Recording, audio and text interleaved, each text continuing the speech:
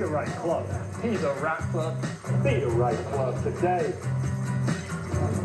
Oh, yeah. Yes. Yes.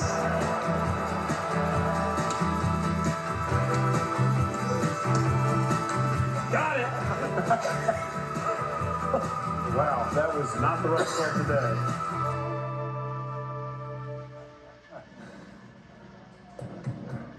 Who hasn't said, be the right club today? And there he is. Hal Sutton has joined us 25 years ago. Good to see you, Hal. Hey, Hal. Good to see y'all. Nice to be back at this memorable spot. You surprised how many of the young guys know be the right club today? Well, it was fun watching them hit the shot there and, you know, to have a little spot in history, you know, that people appreciate. At the time, you know, it was critical that someone beat Tiger. We were beginning to think that no one could. So, you know, I was happy to get in his way. Do you, you know, it's often said it's not just winning a tournament, it's who you beat down the stretch. I don't know that many people could say that they stood up to Jack Nicklaus coming down the stretch of a major championship and beating, and then generations later, stood up to Tiger Woods down the stretch and beat him. Do you often think about those two Sundays? I do. I get asked that question all the time about who was the greatest. You know, you saw both of them play. Of course, it was kind of the tail end of Jack's career, but he was still playing great at that time. But, you know, you can't make a comparison like that.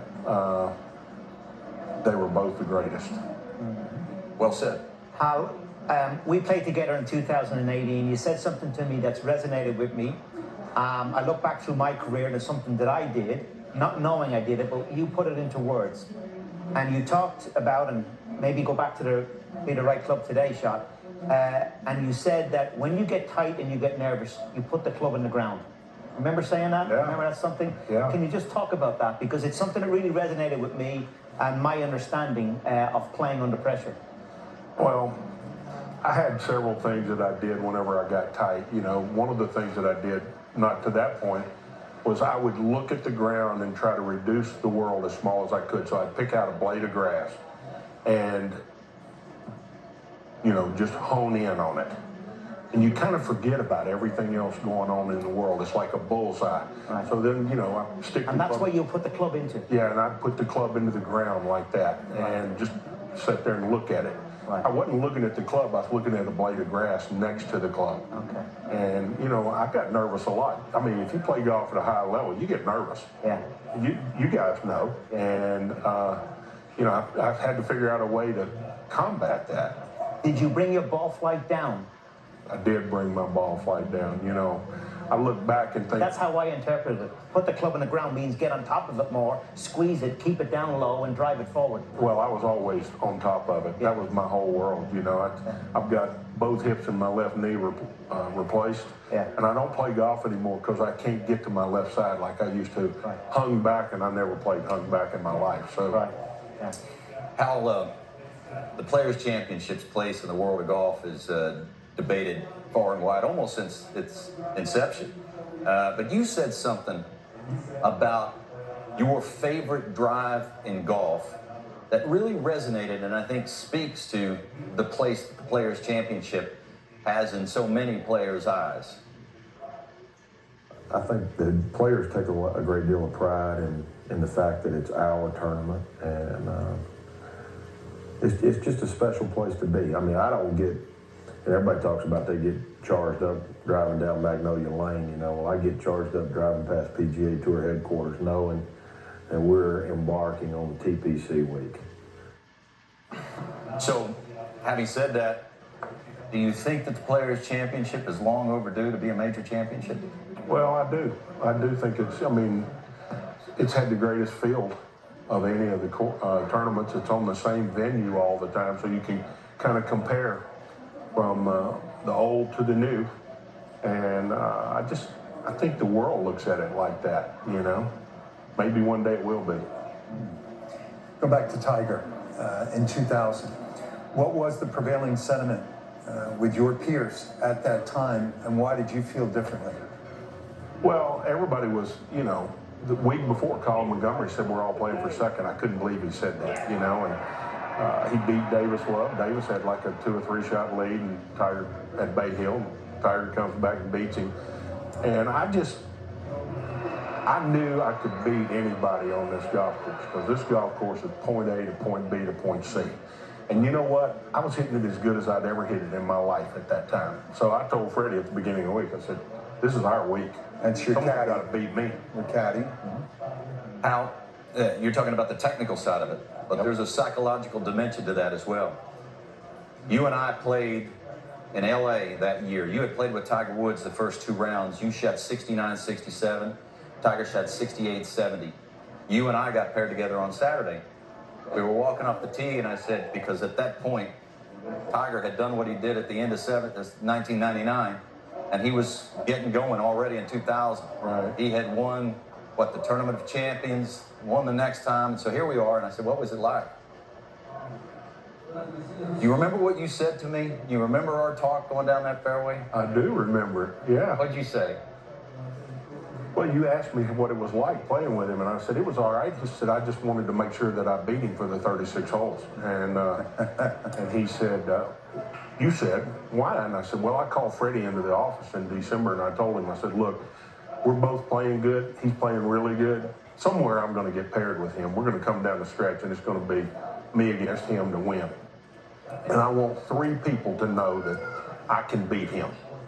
And Freddie said, who is that? I said, you, me, and him.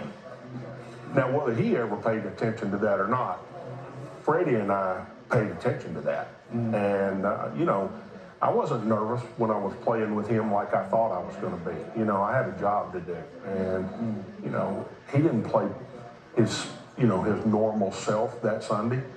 But I think I could have played to whatever he was going to play, because I was just that amped up for him. That story, it makes the hair stand up on the back of my neck now. It made the hair stand up on the back of my neck then.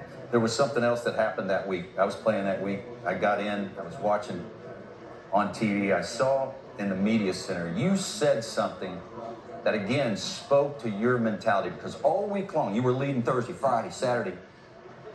What's it like? How can you face Tiger? Everybody was getting the Tiger question. Tiger, how are you going to beat him? You can't beat him. He's too good. He's unbelievable. And then Saturday night, you said this to the meeting. He's just another guy that's going to put his right leg in his pants in the morning, put his left leg in his pants just like I'm going to, and we're going to tee it up on the first hole, and we're going to see who comes out on top tomorrow. And I remember another comment you made that week. You said, let me tell you, it was almost like a Ben Crenshaw, I have a feeling moment. You said, when I get down on my knees at night and pray, I don't pray to Tiger. I mean, that's the mentality, that's the psychological buildup that you were getting you were getting yourself in the frame of mind to do what you did, going head to head with him. Well, I just didn't want to believe what everybody else was saying. He's a man, he made mistakes. He did great things. We're just going to go out there and see what happens. And I didn't want to build him up so much that I crippled myself at the same time. So that's why I tried to get myself mentally prepared. I love listening to guys like you, Hal. We all know great golfers in the game, and there's so many great golfers, but the determining and distinguishing factor is always the competitiveness. And I look at you, and that's what I see. You're just a natural-born competitor, and I love hearing stories like that. So give us a little bit of glimpse into your mindset when you're in the heat of battle, when you're coming down the stretch. Never, whether it's against Tiger or anybody else, give us a little glimpse into your feelings, your thoughts, where you were, your persona, your confidence levels. Paul, it's been a long time since You never lose it once you have it. You never lose it. I tried to stay in the present. That's we all say that. Play it one shot at a time, stay in the present. But it's probably the most difficult thing that a professional golfer has to do, is not think about anything in the past and not get too far ahead. And, that was really what I kept trying to do. Were you a leaderboard watcher? Never. Never. Unless I got down to the end, and I knew that, I had told, it rained out on Sunday night. And I told Freddie, I said, we got to get to 16 with a 3-shot lead. And I had a 3-shot lead at the time. And I think, if I remember right, Tiger made birdie on 13 maybe, and then he made a bogey somewhere. But I got to 16, I had a 3-shot lead. And I told Freddie, I said, you know, he probably going to go for the green in 2, and I might not. I mean, I may not hit it where I can go for it in 2. So that means he might make eagle, and I might make par. So once again, I'm preparing myself for what happens, because this is a long walk to get to 17T, and the crowd is always excited. And a lot of things happen. A lot of people say things to you from 16 green to 17T. And I wanted to make sure, I mean, 17 and 18, he had to play just like I had to play. You know, 16, he had the real advantage. But, you know, I was always trying to look ahead and prepare myself for that, and then stay in the present on the golf course. He made eagle. He made eagle, and I You made had par. prepared yourself for that. Yeah, I'd already prepared myself for that. But, you know, like I told you earlier, you know, that's professionalism. All sports try to prepare for those sort of things. You know, I tried to stay ahead of the game like that. Did you enjoy playing with the guy who was closest to you on the leaderboard, or did it not really matter? Were you shooting for a number? Well, you mentioned Jack Nicklaus at Riviera. We didn't have the electronic scoreboards at that time, you know, so I was listening to the crowd to know what he was doing. And let me tell you, the crowd was telling me that the bear was birdieing every hole coming in. And, you know, but I never really watched the scoreboard. I mean, you know, you get to 17, the scoreboard's right behind the green, so you see that, you know, but... You mentioned Nicklaus 83 at Riviera. That was the PGA Championship, and there was some talk back then that you were going to be the heir apparent to the Bear. Good-looking young guy with blonde hair, had a ton of game. You won the Players that year as well, and then life comes at you, and golf goes this way and that way. How gratifying was it to be able to come back against, Randall alluded to, the best of that next generation in 2000 right here? And where did you go to find the strength in the game to return to prominence in 2000? Deep in my soul. You know, what a lot of people think is someone else can help you do this. You know, they look everywhere. Every professional golfer that I ever knew was looking for the holy grail of golf. I know y'all have all known that. It doesn't exist. It exists inside you. You're looking for your best, whatever that is. And no one can tell you how to be that, you know. And so I lost my car at one point, and I went, you know, I sat in Las Vegas with my dad in the car. My dad said, you need to go back to the school. And I said, no way. I'm top 25 money earner. I said, you know, if I can't make it with that one-time exemption, I'll find something else to do. I loved having my back against the wall. And, you know, I went deep into my soul and said, okay, how did you do this, Hal? What did you do? I went back to what I knew how to do instead of what somebody was telling me what to do. Because when someone starts telling you what to do, whether you buy into that 100% or there's doubt in that sometimes. And so I searched inside me. You look at the game today and you look on the range, and, you know, but he's got TrackMans and coaches and video. Were you more of a ball flight guy, and do you think if you were playing today that you would buy into all of the different sources of data, or would you let the ball flight? Well, the ball flight, you know, I did some teaching in my life. We'd open up the bay and let guys hit outside, and, you know, kids today, they want to see the data immediately. The ball wouldn't even hit the ground before they're looking at the data. And I'm screaming at them, watch it till it hits the ground, because the ball's telling you the same thing that the data's telling you. So now you have something to relate that to. And a feeling. A feeling, you know. You can't take that data out on the golf course with you. You take a feeling. You get to that 17th tee right there, all you've got to call on is what you know right in there. That's it. Listen, I could listen to this. I think we all feel the same way all night long, and this may continue deep into the night when the show is over. But I'm going to give you two the last word here. Paulie, you have a history now and a great story to share. Yeah, I got a story about you, Hal, and I don't want to embarrass you in any way. But it goes back to the Ryder Cup captaincy in 2004. I was on the team that played against the team that you captained. Obviously, it didn't go very well for you. And last night, we had a show, I don't know if you saw it. We talked about the modern player, and we talked about taking your lead from the top players and establishing culture and behavior and a code of conduct.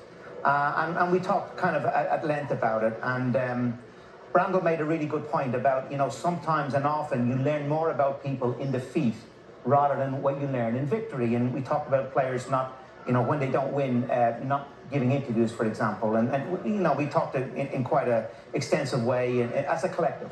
But I want to share a story about you in 2004, and you might not remember this.